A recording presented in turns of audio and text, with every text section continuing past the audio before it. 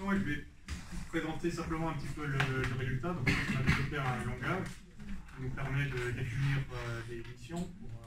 En particulier, on l'utilise aussi pour passer là, pour des missions pour des drones. L'intérêt, c'est qu'il nous permet assez facilement, du point de vue de son expressivité, et les penser pour définir un certain nombre de moniteurs pour superviser des exécutions pour des choses assez haut niveau. Donc là, par exemple, ce qui nous intéresse, c'est de nous dire, vu que notre contrainte principale au niveau de la navigation, c'est de rester dans les zones qui nous sont allouées, donc de ne pas franchir les géofences, mais après même pour des aspects de qualité de prise d'image, il faudra être relativement à la bonne position, etc. Donc ce qui nous intéresse, c'est, vu qu'il est fortement probable qu'avec une bourrasque, on soit éjecté de notre couloir principal, est-ce qu'on est capable de revenir, de reprendre où on était, etc. Donc c'est ce que je vais rapidement présenter au niveau de la démonstration. Donc la démonstration que je vais montrer, elle a été faite en software in the loop. Donc c'est exactement le même principe que ce qu'a montré Medis. Donc on a fait tourner l'autopilote sur ordinateur, pas fondamentalement dans notre cas, et on l'a fait tourner dans Gazebo. Je reviendrai sur toutes les choses juste après. Et l'idée, c'est simplement, voilà, on positionne quelques pylônes moyenne tension dans l'idée, reliés par des lignes électriques. Et ce qu'on va essayer de faire, c'est de suivre, faire un aller-retour au-dessus de ces lignes, en respectant un couloir qu'on verra apparaître dans la vidéo, qui est défini comme un couloir de 3 mètres de rayon, 5 mètres au-dessus des lignes électriques. Et ce qui va arriver, c'est que potentiellement, on va rajouter des sortes de bourrasques qui vont éjecter en fait le drone de son couloir. Et son objectif, ce sera de revenir à l'endroit où il a été éjecté pour pouvoir reprendre ce qui serait, dans le cadre de ça, voilà, une analyse d'image, enfin une prise d'image. Et donc, comme je disais, point de vue architecture, c'est assez sobre. Donc, on a l'autopilote qui tourne en software in the loop. On le fait tourner donc, dans un simulateur physique Gazebo. Derrière, on a logué en fait toutes les données pour les rejouer dans un système, faire un rendu un petit peu plus joli qu'on développe dans le cadre d'un projet.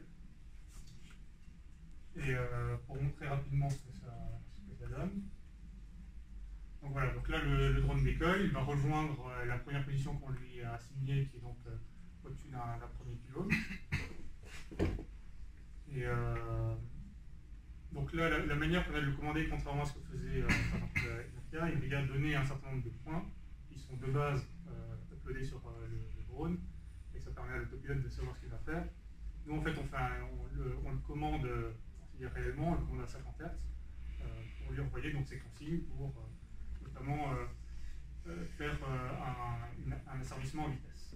Et donc ce qui va se passer, donc là il est en train de suivre, là il se prend une force qu'il a éjectée.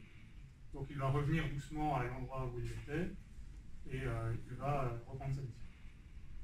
Donc là l'idée ce serait de dire, voilà, par exemple ce premier couloir vert, ce serait typiquement celui lié à la qualité du positionnement par la prise d'image. Et après on pourrait en avoir un autre qui serait plus conservatif que les géofences réglementaires et qui nous permettrait de dire, bah, voilà, si jamais on voit qu'on s'éloigne trop avec l'autopilote, on va par exemple demander une reprise en main par le pilote, sans aucun enclencher certaines procédures pour pallier le comportement qu'on voit. Donc voilà, je ne sais pas s'il y a des questions, je passe spécialement. Ouais. J'en ai une.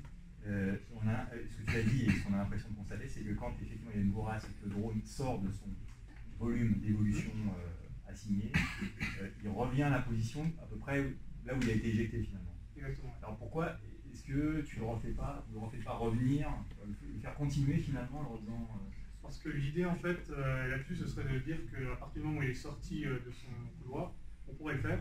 Mais là l'idée c'est de dire à partir du moment où il est sorti de son couloir, théoriquement c'est comme si nos photos n'étaient plus prises à un endroit qui nous permettrait d'inspecter D'accord. Donc c'est plus lié à la prise d'image. Donc en fait c'est le principe, on va dire, du langage qui a été développé, ça nous permet à l'exécution de maintenir en permanence par exemple ici le prospect au niveau de sa trajectoire qui a été assignée, de sorte que dès le moment où il sort, on sait exactement où il était pour pouvoir revenir. C'est bien pour le projet. précédente vidéo pour le bon usage, je crois. Encore mieux s'il y a le tour des photos. On peut le faire.